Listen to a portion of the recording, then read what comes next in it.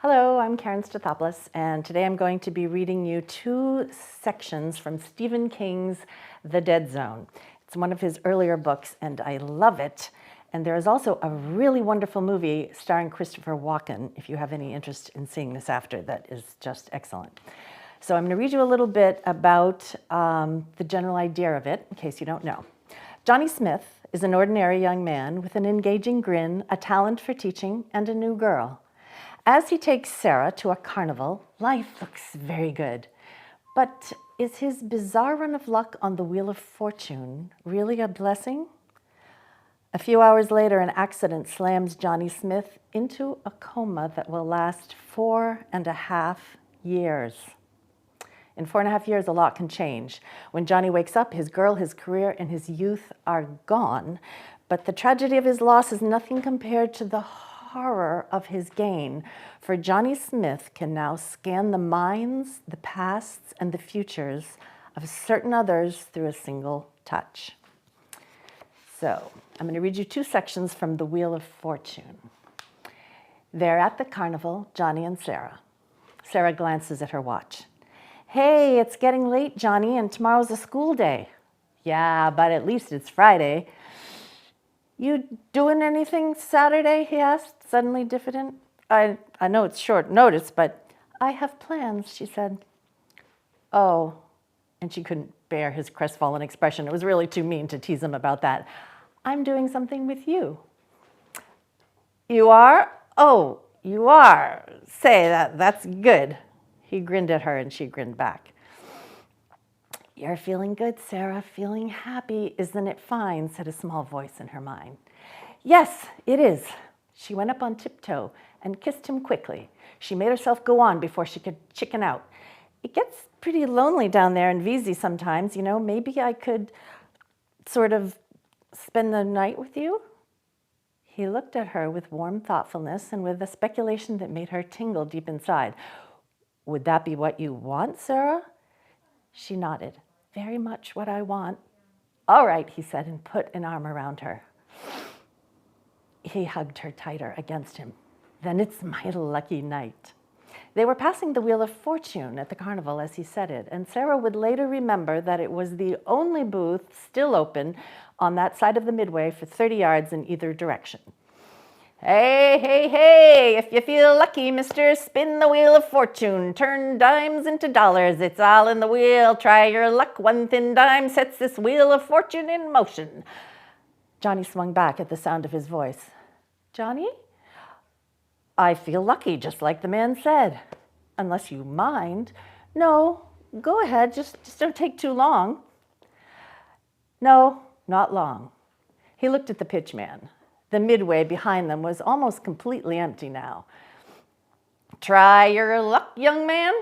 Yes. He had switched all his cash to his front pocket when they arrived at the fair, and now he pulled out the remains of his $8. It came to $1.85. The playing board was a strip of yellow plastic with numbers and odds painted on it in squares. It looked a bit like a roulette board, but Johnny saw immediately that the odds here would have turned a Las Vegas roulette player gray. A trip combination paid off at only 2-1. There were two house numbers, 0 and 00. He pointed this out to the pitchman, who only shrugged. You want Vegas? Go to Vegas. What can I say? But Johnny's good humor tonight was unshakable. It was maybe the best night he could remember in years, maybe the best night ever. He looked at Sarah, her color high, her eyes sparkling. What do you say, Sarah? She shook her head. It's Greek to me. What do you do? Play a number, red, black, odd, even, or a 10-number series. They all pay differently. At least they should. Play black, she said. It is sort of exciting, isn't it? Black, he said, and dropped his odd dime on the black square. The pitchman stared at the single dime on his expansive playboard and sighed. Heavy plunger. He turned to the wheel. Johnny's hand wandered absently to his forehead and touched it. Wait, he said abruptly. He pushed one of his quarters onto the square, reading 11-20. That it? Sure, said Johnny. The pitchman gave the wheel a twist and it spun inside its circle of lights, red and black merging. Johnny rubbed absently at his forehead. The wheel began to slow, and now they could hear the metronome-like tick-tock of the small wooden clapper sliding past the pins that divided the numbers. It reached 8, 9, seemed about to stop on 10, and slipped into the 11 slot with a final click and came to rest. "The gentleman wins," the pitchman said. "You won, Johnny?" "Seems like it," Johnny said as the pitchman added 2 quarters to his original one. "Told you, tonight's my lucky night," Johnny said. "Twice is luck, once is just a fluke," the pitchman remarked. "Hey, hey, hey." "Go again, Johnny," she said. "All right, just as it is for me." "Let it ride?" "Yes." Pitchman spun the wheel again, and as it slid around, Sarah murmured quietly to him, "Aren't all these carnival wheels supposed to be fixed?" "They used to be. Now the state inspects them, and they just rely on their outrageous odds system." The wheel had slowed to its final unwinding tick-tock. The pointer passed 10 and entered Johnny's trip, still slowing. Come on, Sarah cried. A couple of teenagers on their way out paused to watch. The wooden clapper, moving very slowly now past 16, 17, came to a stop on 18. "Gentleman wins again." The pitchman added 6 more quarters to Johnny's pile. "You're rich," Sarah said, and kissed him on the cheek. "You're streaking, fella," the pitchman agreed enthusiastically. "Nobody quits a hot stick. Hey, hey, hey." "Should I go again?" Johnny asked her. "Why not?" "Yeah, go ahead, man," one of the teenagers said. A button on his jacket bore the face of Jimi Hendrix. "That guy took me for $4 tonight. I'd love to see him take a beating." You're right in the middle trip, right, fella?" "No, I'll watch this one." She looked at him puzzled. "Johnny?" He shrugged. "Just a feeling." The pitchman rolled his eyes, and heaven give me strength to bear these fools' gesture, and set his wheel going again. It spun again and stopped on 00. House number, the pitchman chanted. "Is that fair, Johnny?" 0 and 00 only pay the house, he said. "Then you were smart to take your money off the board." "I guess I was." "You want me to spill this wheel or go for coffee?" the pitchman asked. "Spin it," Johnny said, and put his quarters down in 2 stacks of 4 on the 3rd trip. As the wheel buzzed around in its cage of lights, Sarah asked Johnny, never taking her eyes from the spin, "How much can a place like this take in one night?" A man with the build of a construction worker said, "Anywhere's from $500 to $700. The pitchman rolled his eyes again. "Oh, man, I wish he was right," he said. "Hey, don't give me that poor mouth," the man who looked like a construction worker said. "I used to work this scam 20 years ago. $500 to $700 a night, $2,000 on a Saturday, easy. And that's running a straight wheel." Johnny kept his eyes on the wheel, which was now spinning slowly enough to read the individual numbers as they flashed past. "Too much legs, man," one of the teenagers said. "Wait," Johnny said in a peculiar tone of voice. Sarah glanced at him, and his long, pleasant face looked oddly strained, his blue eyes darker than usual, far away, distant. The pointer stopped on 30 and came to rest. Hot stick, the pitchman chanted resignedly as the little crowd behind Johnny and Sarah uttered a cheer. "Ha!" The man who looked like a construction worker clapped Johnny on the back, hard enough to make him stagger a bit. "Enough?" Sarah asked. "One more," Johnny said. "If I win, this guy paid for our fare and your gas. If I lose, we're out $50 or so." "Hey, hey, hey," the pitchman chanted. He was brightening up now, getting his rhythm back. "Get it down where you want it down. Step right up, you other folks. This ain't no spectator sport. Round and round she's gonna go, and where she's gonna stop, nobody ain't knows." "What about you?" the pitchman asked Johnny. "You gonna play it as it lays?" "Yes," Johnny said. "Oh, man," one of the teachers said. "That's tempting fate." "I guess," Johnny said, and Sarah smiled at him. "What the hell," sighed the teenager who had told Johnny he was tempting fate. He switched the 50 cents he and his friend had come up with to the same trip. "All the eggs in one basket," the pitchman chanted. "That how you want it?" The players stood silent and affirmative. A couple of roustabouts had drifted over to watch, one of them with a lady friend. There was now quite a respectable little knot of people in front of the Wheel of Fortune concession in the darkening arcade. The pitchman gave the wheel a mighty spin. 12 pairs of eyes watched it revolve. Sarah found herself looking at Johnny again, thinking how strange his face was in this bold, yet somehow furtive lighting. She thought of the mask that he had worn earlier, Jekyll and Hyde, odd and even. Her stomach turned over again, making her feel a little weak. The wheel slowed, began to tick. The teenagers began to shout at it, urging it onward. "Little more, baby, little more, honey." The wheel ticked into the third trip and came to a stop on 24. A cheer went up from the crowd again. "Johnny, you did it, Sarah cried. Yeah, hot stick. Hey, one more, buddy. This wheel's your friend tonight." "Up to you, Johnny," but she felt suddenly uneasy.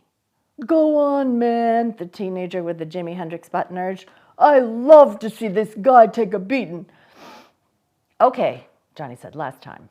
"Get it down where you want it down." They all looked at Johnny, who stood thoughtful for a moment, rubbing his forehead.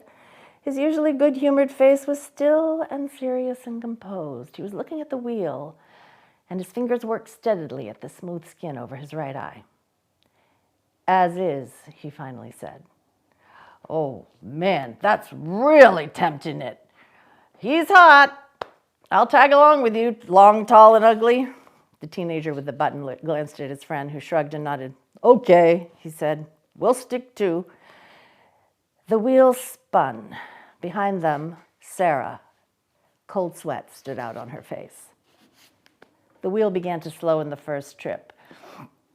The pitchman looked happy at last. Tick-tock, 14, 15, 16. "It's going through," there was on his voice. The pitchman looked at his wheel as if he wished he could just reach out and stop it. It clicked past 20, 21 and settled to a stop in the slot marked 22. There was another shout of triumph from the crowd, which had now grown to almost 20. All the people left at the fair were gathered here, it seems. Faintly, Sarah heard the roustabout, who had lost his bet, grumble something about shit-ass luck as he paid off. Her head thumped. Her legs felt suddenly horribly unsteady, the muscles trembling and trustworthy. "I got a bad hot dog," she thought dismally. "That's what you get for trying your luck at the county fair, Sarah." Hey, the pitchman said without much enthusiasm, and paid off. $2 for the teenagers, 4 for Steve, and then a bundle for Johnny. 3 tens, a 5, and a 1. The pitchman was not overjoyed, but he was sanguine. "Lay 'em down where you want 'em down," he chanted. Several others had moved up to the board and were putting down dimes and quarters, but the pitchman only looked at his money player. "What do you say, fella? Want to shoot the moon?" Johnny looked down at Sarah. "Hey, are you all right? You look white as a ghost." "My stomach," she said, managing. "I think it was my hot dog. Can we go home?" "Sure, you bet." But as he was gathering up the wad of wrinkled bills, his eyes happened on the wheel again. The warm concern for her that had been in them faded out. They seemed to darken again. He's looking at that wheel the way a little boy would look at his own private ant colony, Sarah thought. "Just a minute," he said. "All right," Sarah answered, but she was really sick to her stomach. She thought, he can't be content until he's lost it all back. And then with strange certainty, but he's not going to lose. "What do you say, buddy?" the pitchman asked. "On or off, in or out?" Johnny suddenly shoved bills and quarters up to the corner of the board. What are you doing?" the pitchman asked, genuinely shocked. "The whole wad on 19, Johnny said. Sarah wanted to moan and bit it back. The crowd murmured, "Don't push it, boy." Johnny didn't answer. He was staring at the wheel with something like indifference. Sarah bit down on her lips. She was afraid she might throw up if she opened her mouth. Her stomach was very bad now. Johnny's pile of winnings sat alone under the naked lights. $54, and the single number payoff was 10-1. The pitchman wet his lips. "Mister, the state says I'm not supposed to take any single number over $2. "Come on," Bernhardt growled. "You aren't supposed to take trip bets over 10, and you just let the guy play 18. What is it? You starting to sweat? Nah, it's just... Come on, Johnny said abruptly, one way or the other. My girl's sick. The pitchman sized up the crowd. The crowd looked back at him with hostile eyes.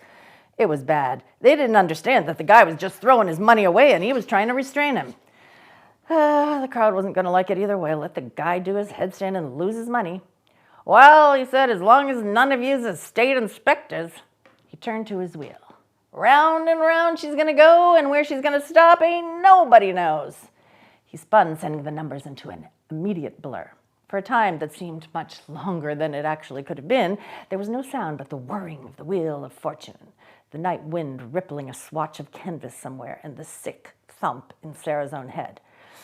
In her mind, she begged Johnny to put his arm around her, but he only stood quietly with his hands on the playing board and his eyes on the wheel, which seemed determined to spin forever. At last, it slowed enough for her to be able to read the numbers. One of the roustabouts called out, "By the Jesus, it's going to be close anyway." Johnny stood calmly watching the wheel.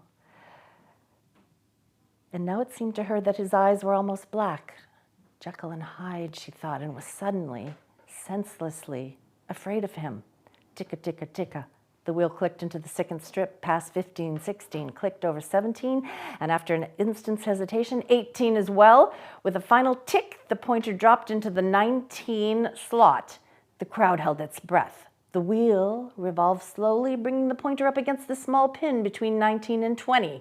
For a quarter of a second, it seemed that the pin could not hold the pointer in the 19 slot, that the last of its dying velocity would carry it over to 20. Then the wheel rebounded, its force spent, and came to rest. For a moment, there was no sound from the crowd, no sound at all.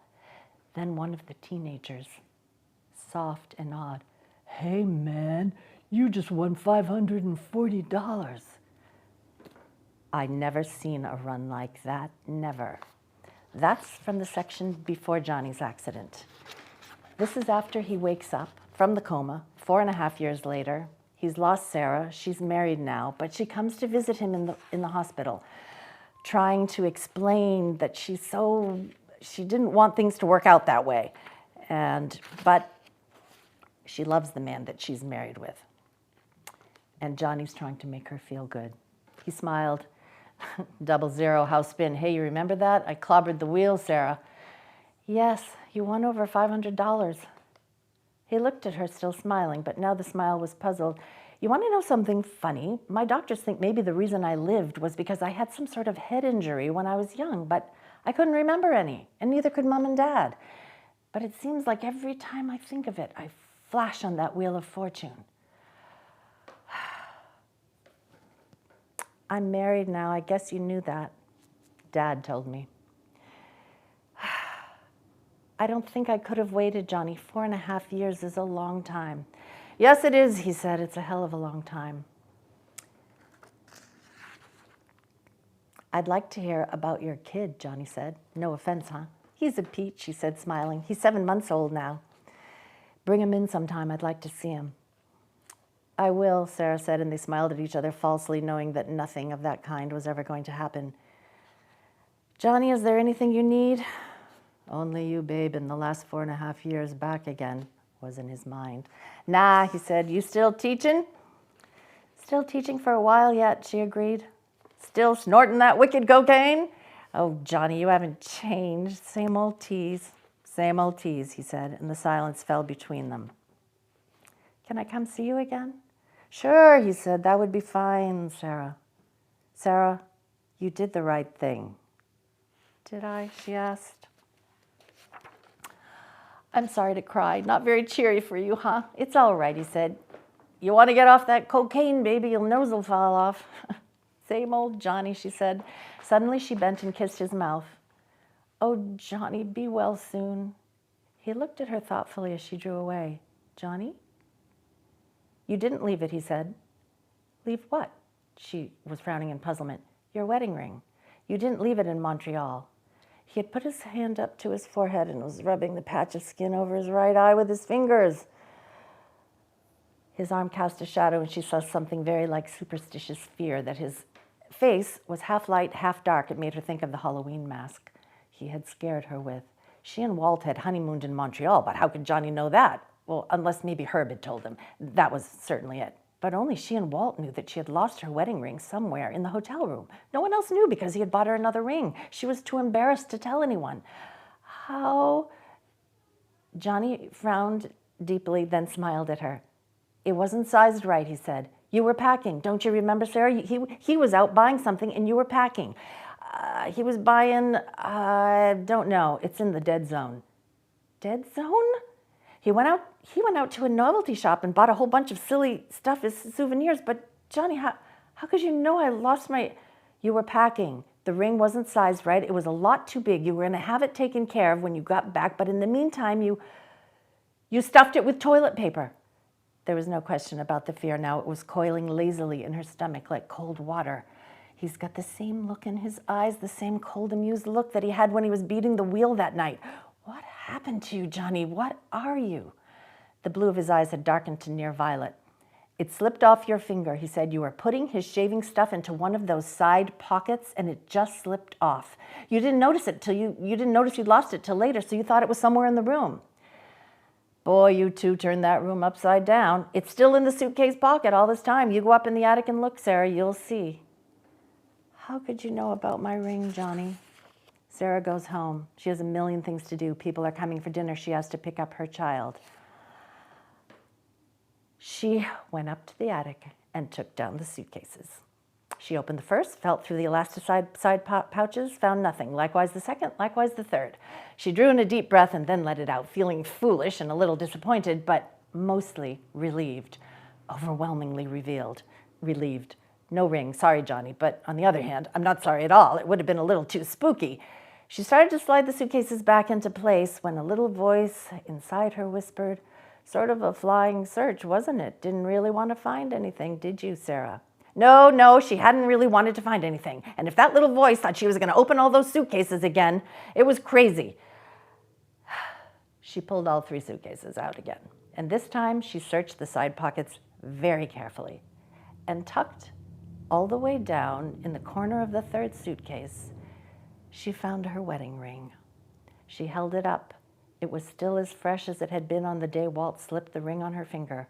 Walter and Sarah Hazlitt, July 9th, 1972. Sarah looked at it for a long time.